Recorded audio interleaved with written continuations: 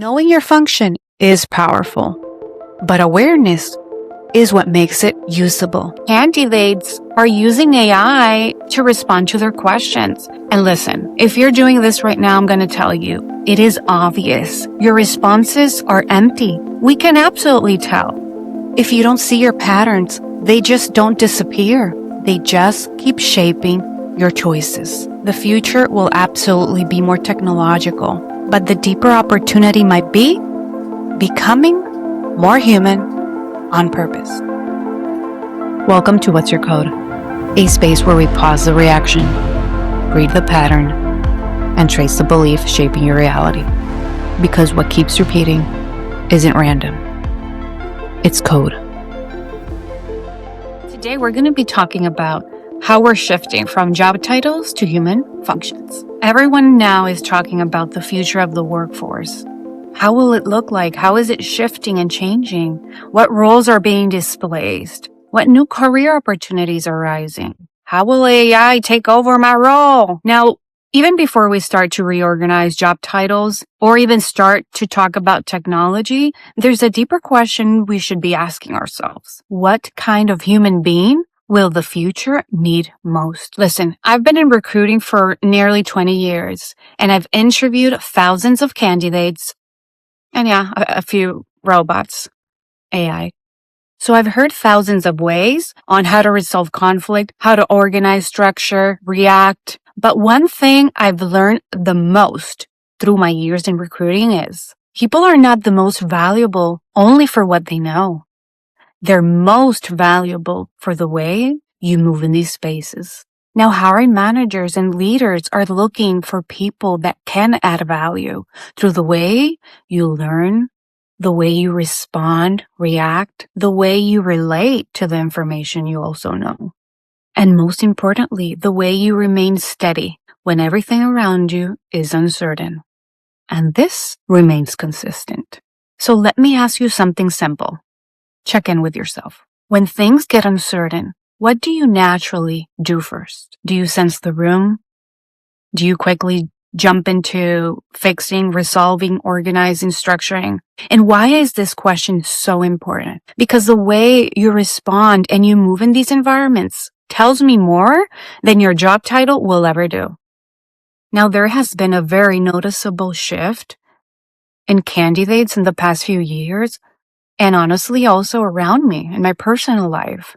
People are done performing roles that just don't feel right any longer. People are done becoming who they've been told to be. People are waking up and noticing what doesn't feel right any longer.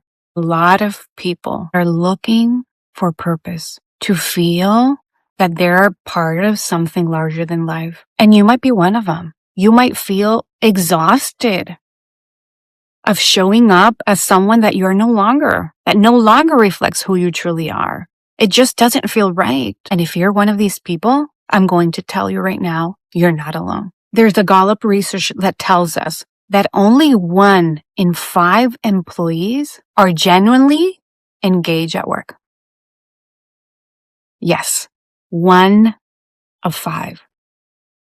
And there's another study done by Microsoft that describes the infinite workday, where the average worker receives around 117 emails per day, 153 Teams messages per day, and where the inbox never closes. People around 10 p.m. are returning to their email. And for those of us that work from home, it's become even more challenging to set these boundaries because, come on, work is at home already, right? Now, this data might not be surprising to you. Some of you receive hundreds of emails per day, and you might be feeling this exhaustion of trying to fit yourself into roles, places, relationships that just no longer feel right for you. You might be exhausted of showing up in versions of you that just no longer are real. Don't speak your truth. And people are feeling productive in ways that just does not make them feel alive. And I'm seeing this even more and more as I speak to people every day. People saying quietly or sometimes out loud, I'm done. I'm done performing. I'm done doing things the same way. And a lot of people are actually being driven by this desire And for those that are looking to move because you need to feel something different, just pause. Notice what's moving in you. Because a lot of times people are jumping from one relationship, from one role to another, from one company to another, because you're just looking to feel something that you have no clarity yet what it is. And you need to stop. And you need to understand what is that pattern. And if you feel this to be true to you, that feeling unclear about where you are today and where you even want to go is where the conversation starts. Now take a breath, because what you're feeling is real. You're not only changing, the world is shifting right now. And that is what you're feeling. Now, the World Economic Forum says by 2030, job disruption will affect 22% of the jobs today, where there is an expectations of around 170 million jobs to be created and around 92 million to be displaced. But listen to this. Almost 40% of the skill sets today are expected to change. What are you doing with this information? In the meantime, the International Labor Organization is saying something very important. 1 in 4 jobs is expected to have some sort of exposure to Gen AI. But what it highlights is that transformation being more likely than total replacement. And I've been seeing this in my role myself, where candidates are using AI as part of the interview process, and they're using AI to respond to their questions. And listen, if you're doing this right now, I'm going to tell you, it is obvious. Your responses are empty. We can absolutely tell. Now, if you're a person that's using AI just to get a response and you're not even questioning the information it's providing you, where you're using it more like a patch to give you the work, the answers that are yours to provide, I'm going to tell you a truth right now. You have just displaced yourself. And this is why our humanity is mostly needed now.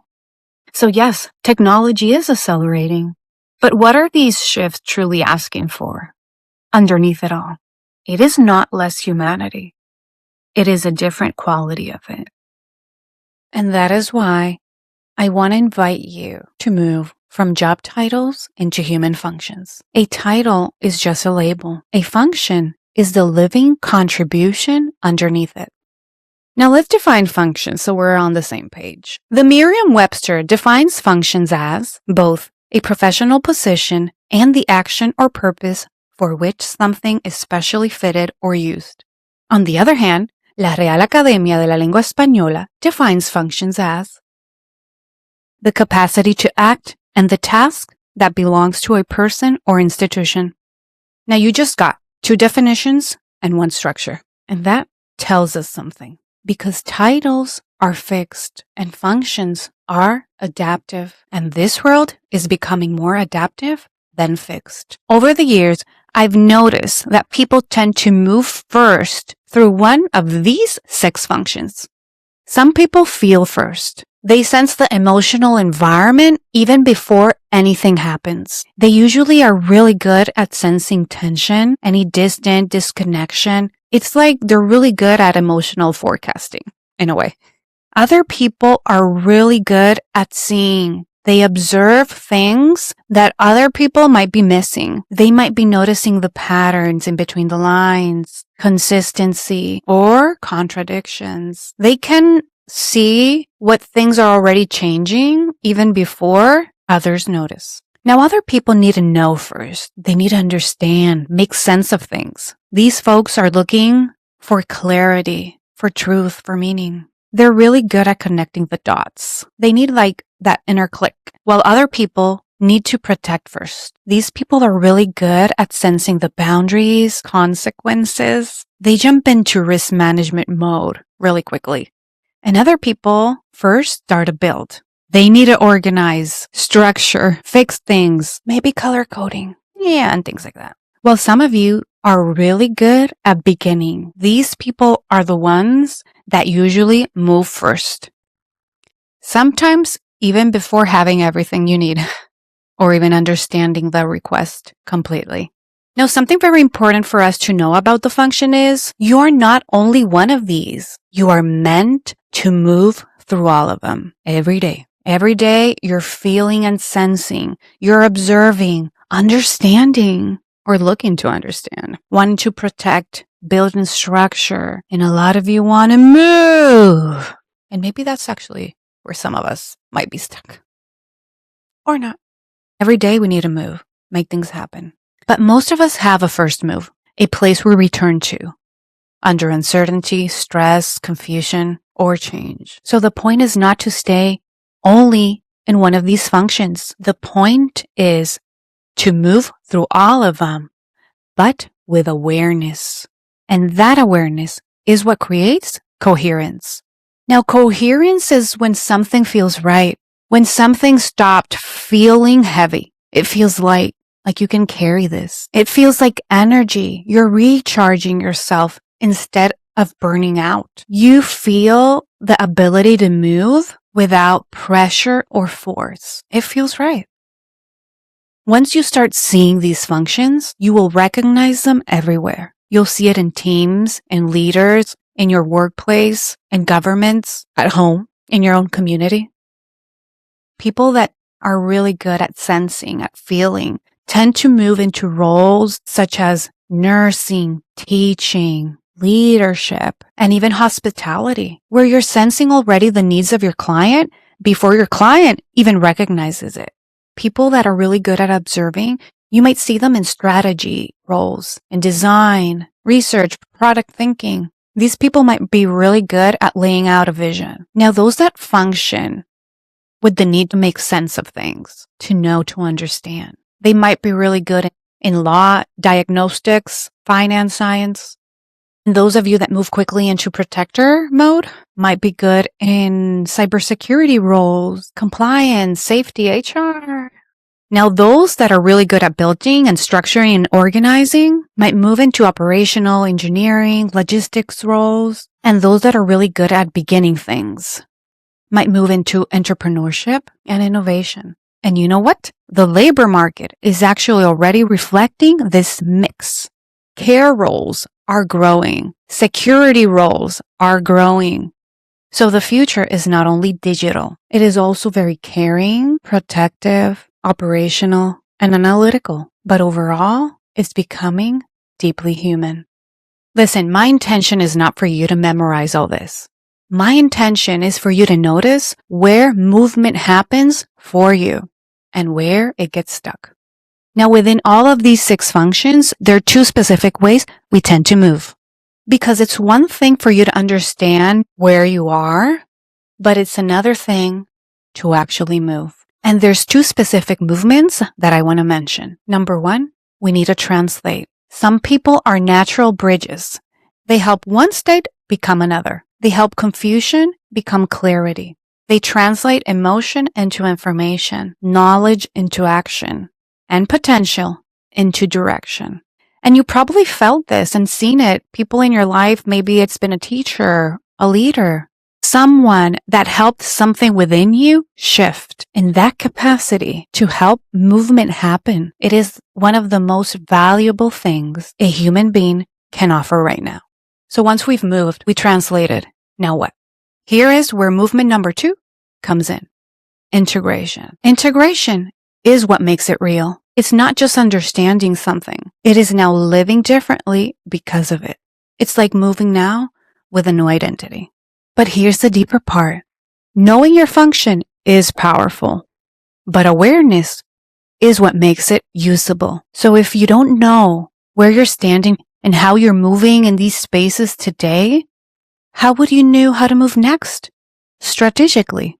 If you don't see your patterns, they just don't disappear. They just keep shaping your choices. And over time, those choices become and shape your reality. So the question becomes, what function do I reach for first?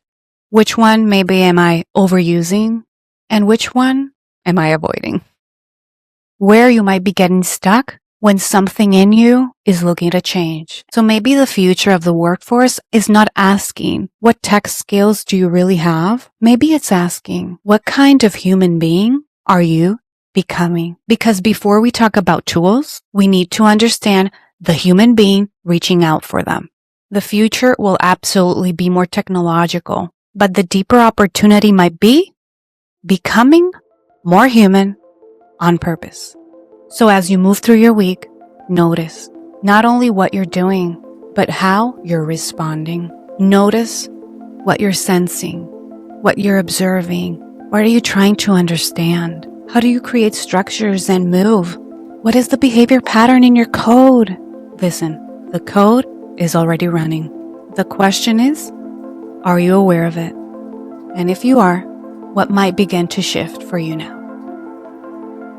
Thank you for pausing with me. Until our next reflection, notice, what's your code?